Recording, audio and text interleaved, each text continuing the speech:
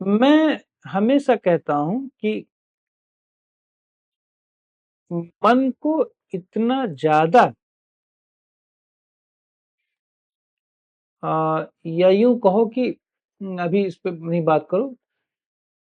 मन को इतना ज़्यादा किसी एक विषय पर रगड़वा दो, एक विषय पर इतना अभ्यास करवा दो कि सोते-जगते उसी का नाम लेने लगे। मान लो एक मंत्र है, तो हमारे पारंपरिक गुरु, यहाँ विरोध की बात नहीं है, हमारे पारंपरिक गुरु ये कहते हैं कि कुछ ऐसी प्रैक्टिस करो मंत्र साधना की कि चलते फिरते, खाते पीते, सोते वो मंत्र कंटिन्यूअस निरंतर आपके मन में, आपकी अंतरतम में, अज्ञात और ज्ञात रूप में, प्रत्यक्ष और अप्रत्यक्ष रूप में चलता रहे, नोइंगली और अननोइंगली चलता रहे। ये फिलॉसफी पता नहीं क्यों मुझे बहुत बुरी लगती है। वो इसलिए क्योंकि मंत्र का अर्थ है मन से मुक्ति। मन से मुक्ति का अर्थ है कि आप उस साधन को, वो जो मंत्र है वो साधन है, उस साधन को तब तक यूज करो जब शांति मिलने लगे तो उस साधन को छोड़ दो। मंत्र का उपयोग इसलिए कर रहे हो क्योंकि आप एक ऐसी स्टेट ऑफ माइंड में चले जाओ जहां पर कोई विचार ही ना हो, जहां पे न सुख हो, न दुख हो, न खुशी हो, न स्माइल हो, न ऐसे मचाए हो, न बहुत मुंह टेढ़ा मेढ़ा किए हो, नॉर्मल रहो। न माथा खिंचा हुआ है, न आंख खिंचा हुआ है? तो कोई भाव मन में लहरें नहीं पैदा हो रही। तो जब आप ऐसी स्टेट में चले जाओगे, जब आप ऐसी स्टेट में जाओगे तो आपके अंदर मंत्र की क्रिया चलना बंद हो जानी चाहिए। किंतु आपने अपने मन को ऐसी ट्रेनिंग दे दिया है कि आपके अंग अप्रत्यक्ष रूप से अब बोलना शुरू कर दिए। आप नहीं भी चाहते तो वो मन मन बोल रहे होते हैं मंत्र को। यहीं पर मंत्र ध्यान करने वाला सबसे बड़ी गलती करता है और यहीं पर वो रोग की शुरुआत करता है। वो जबरन अब उस मंत्र से बंध रहा है, वो न चाहे करके भी वो मंत्र को रिपीट कर रहा है। अब उसका ब्रेन थकना शुरू हो जाए। क्यों? पहले तो ये था कि बहुत ज्यादा विचार चल रहा था तो आपने खाना खा लिया, थोड़ा शुगर ले लिया, चाय ले लिया, समोसे ले लिए, अब मन शांत हो गया। खाने में ब्रेन इन्वॉल्व हो गया, माइंड इन्वॉल्व हो गया, मतलब ब्रेन इन्वॉल्व हो गया, माइंड तो कहाँ इन्वॉल्व होता, ब्रेन डाइजेस्टिव सिस्टम इन्वॉल्व हो गया। जब डाइजेस्टिव सिस्टम इन्वॉल्व हो जाएगा तो मन ज्यादा भाग नहीं सकता, मन शांत हो गया थोड़ी देर के लिए, आधा घंटा घंटा के लिए। लेकिन यहां पर तो आपने ऐसी ट्रेनिंग दे मारी है कि भोजन करते समय भी चल रहा है, भोजन के पाचन में भी वही चल रहा है। तो अब आपका माइंड, आपकी मसल मेमोरी इतनी ज्यादा ट्रेन हो गई है कि आप प्रेजेंट में रह ही नहीं पा रहे हो। खाना खाते समय न खाने के पास हो, न स्वाद के पास हो, टीवी देखते समय न टीवी में हो क्योंकि उधर चल रहा है मंत्र, चलते समय न वहां हो, ड्राइविंग करते समय न ड्राइविंग में हो, आप मन से कहीं इन्वॉल्व ही नहीं हो पा रहे।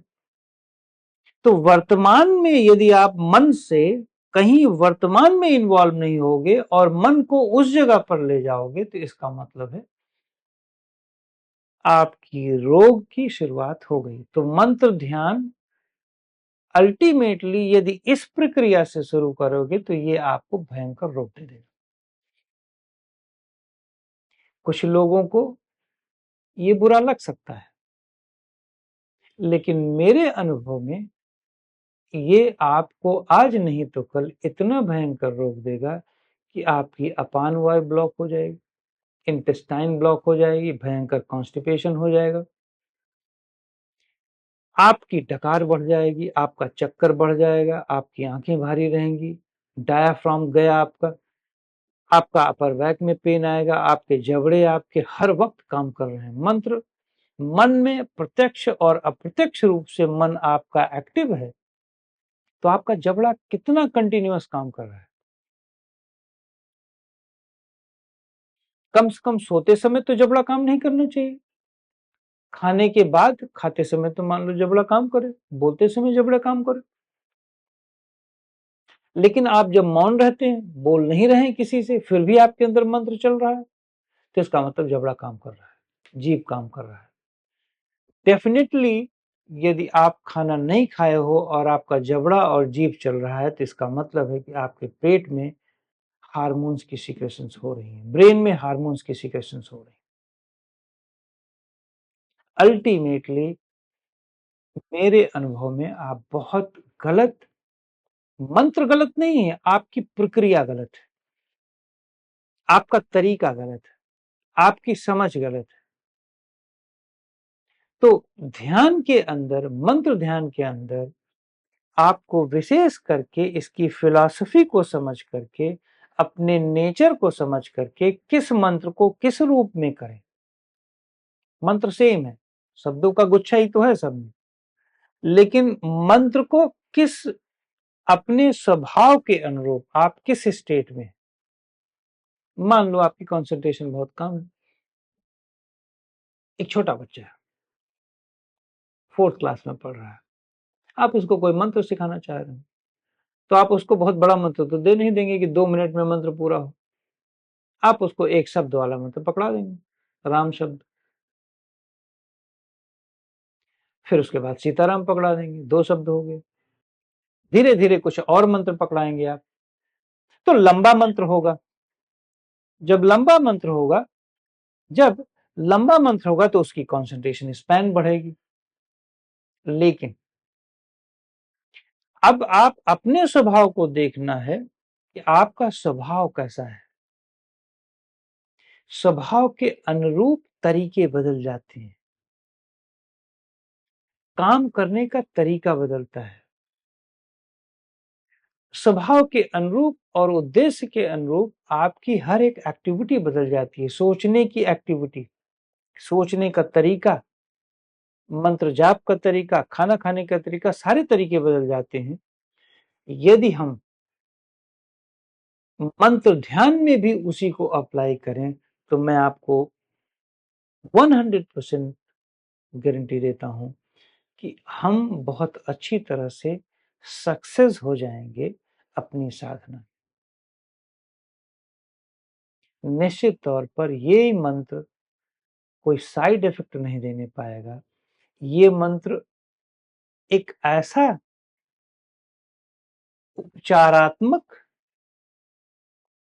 चाहे वो स्पिरिचुअल हो, चाहे वो फिजिकल हो, मेंटल हो, ये सारे में उपचार कर देगा, मन को शुद्ध करेगा, चित्त को स्थिर कर देगा, अन्य विषयों से मन जो अन्य विषयों में घुस रहा था उसमें बंद हो जाएगा,